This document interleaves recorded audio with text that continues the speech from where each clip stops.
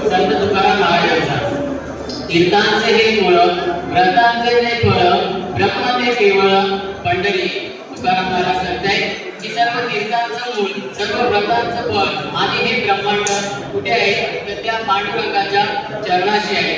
आणि तो पांडुरंग पंढरपुरामध्ये जसा सगुण रूपामध्ये आहे तसा तो निर्गुण रूपामध्ये आपल्या अंतरी आहे. काया ही पंढरी, आत्मा हा पांडुरंग.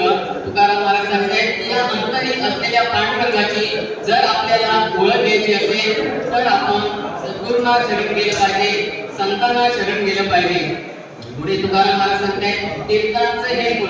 हे मूळ म्हणजे तुकाराम महाराज काय सांगतायत की अनेक तीर्थांच्या स्थळी आपण स्नान केलं असेल तर हा देह निर्मळ होईल, ही काया निर्मळ होईल, पण हे मन निर्मळ होणार नाही.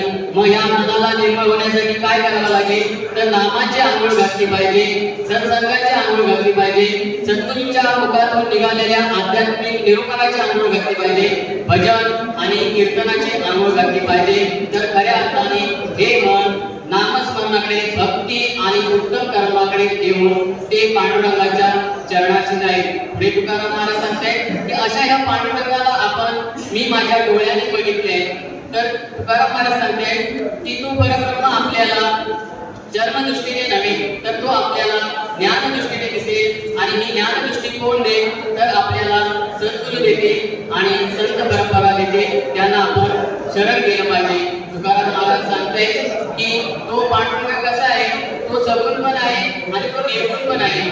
ज्या ज्या वेळेला भक्तांवर संकट आली त्या त्या वेळेला तो पांडुरंग राम म्हणून आला, कृष्ण म्हणून आला, पंढरीचा पांडुरंग म्हणून आला, संत म्हणून पण तोच आला.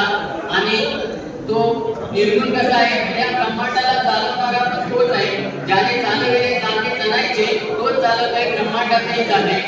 तुकाराम महाराज सांगतायत की या असल्या अशा या परब्रह्माला त्याची आपण ओळख घेतली पाहिजे.